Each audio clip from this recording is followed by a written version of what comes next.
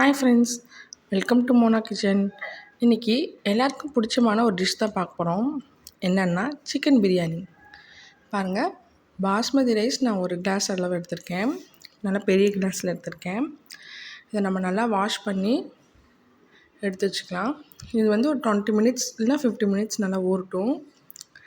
இப்போ இதுக்கு பிரியாணி செய்கிறதுக்கு வெங்காயம் நல்லா 2 பெரிய வெங்காயம் நல்லா கட் பண்ணி எடுத்து வச்சுருக்கேன். சின்னதாக இருந்தால் 3 எடுத்துக்கோங்க. தக்காளி 3 எடுத்திருக்கேன். அது கூட கருவேப்பிலை, புதினா, கொத்தமல்லி, இஞ்சி பூண்டு பேஸ்ட்டு, தயிர், லெமன், அரை லெமன் எடுத்திருக்கேன். ஸ்பைசஸ் எல்லாம் எடுத்திருக்கேன். இப்போ வாங்க எப்படி செய்யுதுன்னு பார்க்கலாம். நான் வந்து ஒரு குக்கர் வச்சுருக்கேன். அதில் வந்து தேவையான அளவு ஆயில் ஊற்றிக்கிறேன். இப்போ கொஞ்சம் ஆயில் ஹீட் ஆனவுடனே நான் வந்து ஸ்பைசஸ் ஆட் பண்ண போகிறேன். பட்டை, லவங்கம், ஏலக்காய், ஸ்டார் பூ, பிரியாணி இலை, இந்த எல்லா ஸ்பைசஸும் சேர்த்துட்டு இப்போ ஆனியன் சேர்த்திக்கிறேன். நம்ம கட் பண்ணி வச்சுருக்க ஆனியனை சேர்த்திக்கிறேன். பெரிய வெங்காயம் தான் நான் எடுத்திருக்கேன். ஸோ ஆனியன் கொஞ்சம் வதங்கட்டும் நல்லா.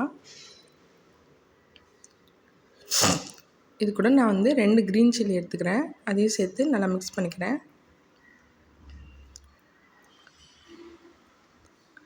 இப்போ 2 ஸ்பூன் அளவு இஞ்சி பூண்டு சேர்த்துட்டு பச்சை வாசம் போகிற அளவுக்கு நல்லா நம்ம வதக்கி எடுத்துக்கலாம். இப்போது நம்ம கருவேப்பிலை, கொத்தமல்லி, புதினா எல்லாமே ஒரு கை அளவு சேர்த்து நல்லா இதோட மிக்ஸ் பண்ணி விடலாம். இப்போது நம்ம கட் பண்ணி வச்சுருக்க தக்காளியை இதோட சேர்த்துக்கலாம். தக்காளியும் சேர்த்து நல்லா வதக்கிடலாம். ஸோ தக்காளி வெங்காயம்லாம் நல்லா வதங்கட்டும்.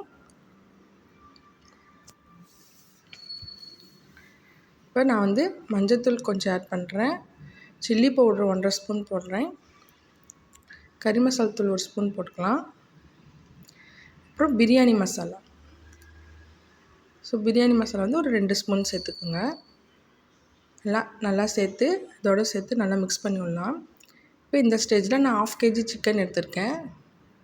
அதையும் இதோட ஆட் பண்ணிக்கிறேன். ஸோ மசாலா எல்லாம் அந்த சிக்கனில் படுற மாதிரி நல்லா கிளறி விட்டுக்கலாம். தேவையான அளவு உப்பு சேர்த்துக்கோங்க.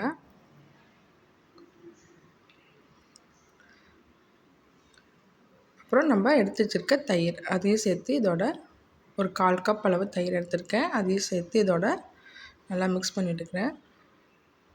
ஸோ இந்த சிக்கனில் நல்லா இந்த எசன்ஸ்லாம் இறங்கட்டும். இந்த மசாலாவோட எசன்ஸ்லாம் இறங்கட்டும். ஒரு 5 மினிட்ஸ் நல்லா வேகட்டும். பாருங்கள்,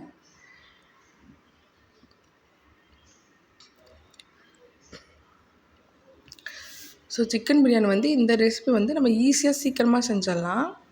இப்போ நான் வந்து பாஸ்மதி ரைஸ் 1 கிளாஸ் எடுத்துருக்கேன்னா அதே கிளாஸில் 1.5 கப் அளவுக்கு நான் வந்து தண்ணி ஊற்றிக்கிறேன்.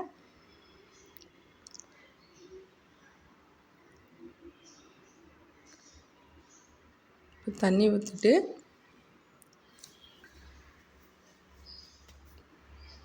கொஞ்சம் உப்பு பார்த்துட்டு, உப்பு வேணுன்னா நீங்கள் இந்த ஸ்டேஜில் உப்பு போட்டுக்கோங்க.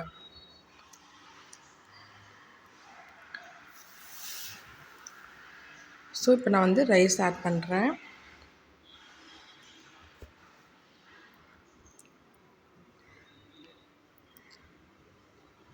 ஸோ சிக்கன் பிரியாணி நிறையா மெத்தடில் செய்யலாம். தம் போட்டு செய்கிறாங்க, நிறையா மெத்தட். இது வந்து கொஞ்சம் ஈஸியாக சீக்கிரமாக செஞ்சிடலாம். ஸோ இந்த ஸ்டேஜில் நான் லெமன் புழிஞ்சு விட்டுக்கிறேன். 1/2 லெமன் எடுத்துருக்கோம்ல, அதை புழிஞ்சு விட்டுருக்கிறேன்.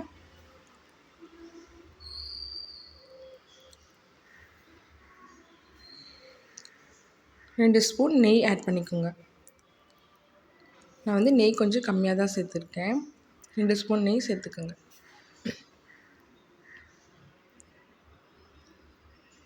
இப்போது நல்லா இப்போ பாயில் ஆகி வருது. இப்போ நான் வந்து இதை ஒரு மூடி போட்டு ஸ்லோ ஃப்ளேமில் வச்சு ஒரு 10 மினிட்ஸ் நல்லா வந்து நம்ம குக் பண்ணலாம்.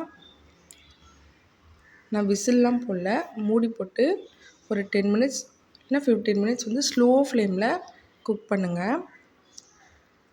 ஸோ நல்லா சிக்கன் பிரியாணி நல்லா சூப்பராக ரெடி ஆகிடும். பாருங்கள், இப்போ நான் ஒரு 10 மினிட்ஸ் கழிச்சு பாருங்கள் எப்படி வந்திருக்குன்னு சிக்கன் பிரியாணி. ஸோ ரொம்ப ஈஸியான ரெசிபி. நீங்களும் இது வீட்டில் கண்டிப்பாக மறக்காமல் ட்ரை பண்ணி பாருங்கள். பாருங்கள், நல்லா சுட சுட நம்ம சிக்கன் பிரியாணி ரெடி ஆகிடுச்சு. நீங்கள் எந்த மாதிரி சிக்கன் பிரியாணி செய்வீங்க அதை என் கூட கமெண்டில் ஷேர் பண்ணிக்கோங்க.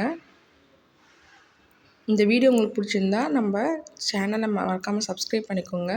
வீடியோவை லைக் பண்ணுங்கள், ஷேர் பண்ணுங்கள். ஸோ சிக்கன் பிரியாணிக்கு சூப்பராக சிக்கன் குழம்பும் வச்சுருக்கேன், சிக்கன் பிரியாணியும் ரெடி ஆகிடுச்சு. பாருங்கள்,